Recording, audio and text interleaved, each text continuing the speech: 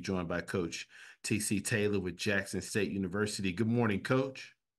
Good morning. How's everybody doing? Doing great, Coach, and thank you for taking some time out of your schedule to join us. Coach, if you could please start us out with an opening statement, just kind of assessing where you see your team coming out of camp. Great camp. I thought it was a highly competitive camp. The team and our coaching staff done a great job, providing that energy and coming out executing every day. Just like any other training camp, it was a grind. The heat was excruciating, but, we came out pretty health-wise, pretty clear and cut on that. Didn't have any major injuries like, on the football team. But, we're ready to go. Looking forward to Thursday night against Monroe. Like I said, as far as the grind at camp, our team has really been doing a good job of getting after each other. So it's time for us to line up as a football team and go out here and execute on a Thursday night against ULM. Appreciate those opening comments, Coach. First question goes to Charles Bishop.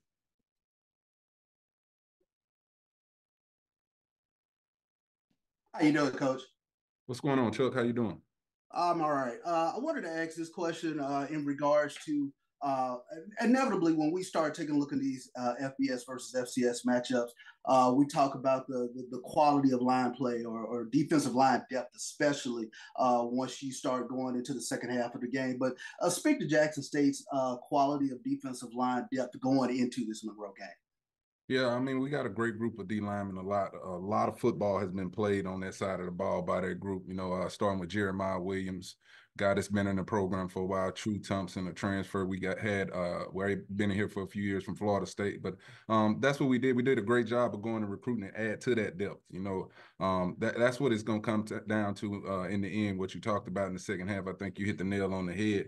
The team with the best depth in the trenches, on both sides of the ball. But D-line wise, we got a great group that can really get out the quarterback. They are athletic, strong guys, and, and we put a lot on them. We started the team with big men. The saying is big men lead from front, and that's the group that we really lean on for as this football team. But excited about that depth in that group right there. A quick follow-up question, and not to get into game plan, but you have a lot of toys in your disposal at the running back position. And I wanted to ask, just in terms of looking at can Jackson State kind of control the clock against this FBS team?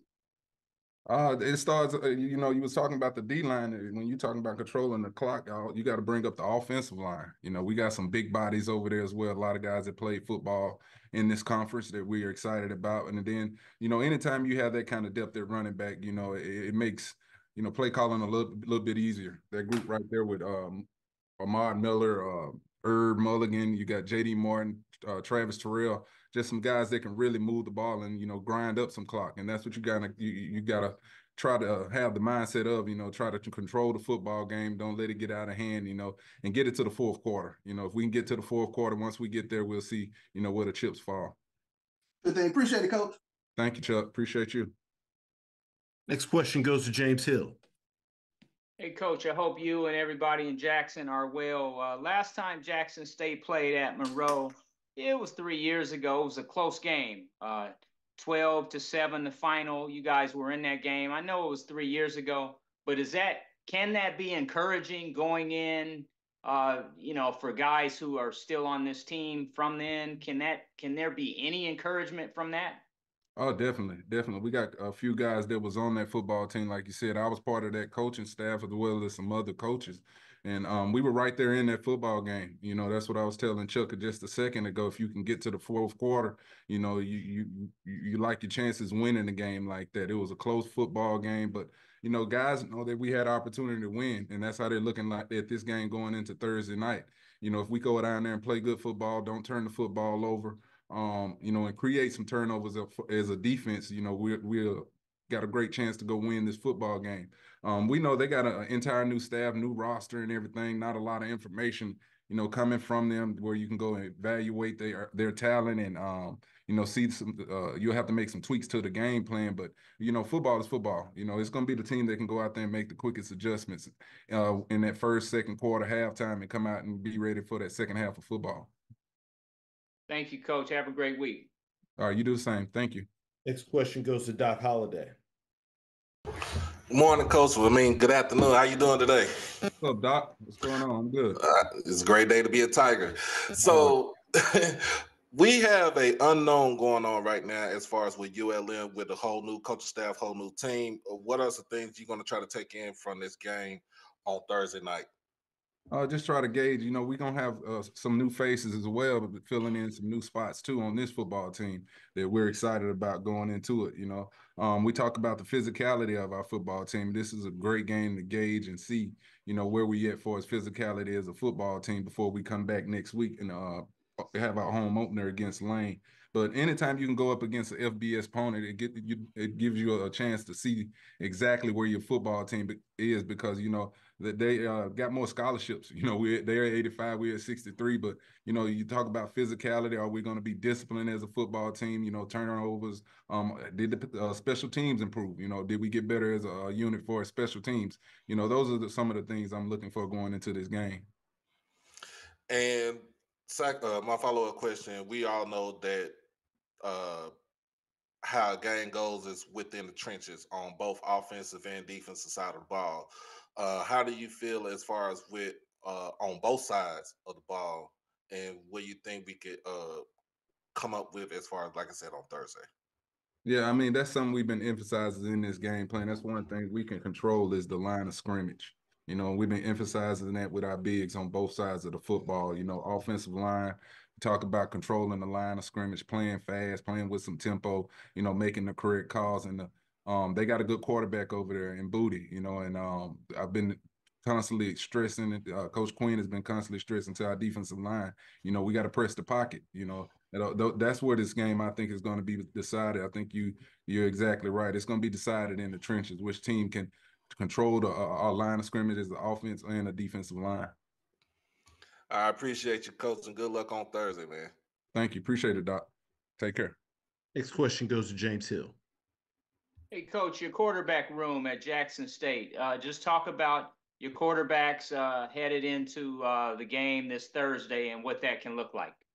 We're gonna Jacoby and Morgan will be the starter for this football game on Thursday night. But we got, I've been saying all year, we got two other guys, some other guys here that can really play. Cam McCoy, the transfer from Eastern Michigan, has been, lights out in camp. Zy McDonald has been doing a great job. The transfer we was in, got in last year, that played in some meaningful games for us last year. But it'll be Jacobian on Thursday night, when we take the field against Monroe. But all three have had, phenomenal camps. They've done a great job, over the summer, developing great relationship with the receivers, the running backs, for us throwing the football around, making good decisions. That's what I'm always stressing to them, protecting the football. But all three have had a great camp. Good luck on Thursday, Coach. Thank you. Appreciate it, John. Next question goes to Kendrick Marshall. Yeah, Coach. You mentioned earlier that you really wanted to enhance depth on your ball club. What position groups do you think you're most comfortable with heading to the season opener?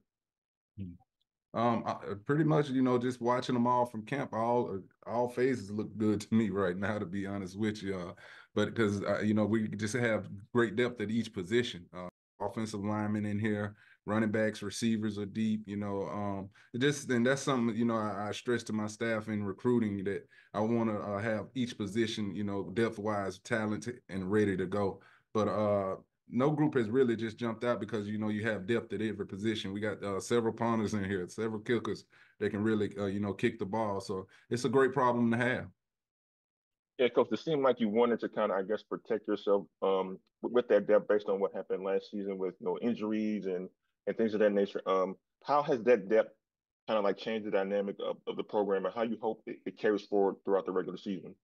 It just makes me relax as a head coach. You never see a lot of stuff coming like that, what I had to deal with for us last year. No excuses being made, but, to have to go in a football game with no kicker and no punter, that's something that I had to improve on. And, like I said, that's why we built this roster differently, with depth, and not just depth, from those ones, twos, and threes, just trying to get the most talented guys in there, but just being ready for all those moments. Those are some things that I learned as a first-year head coach, and I'm prepared for going into this season. I appreciate it, Coach. All right, thank you. Any final questions for Coach Taylor with Jackson State? Coach, we sincerely appreciate your time and good luck this week. Thank you, guys. I'll see you next week. Yes, sir. Thank you. All right.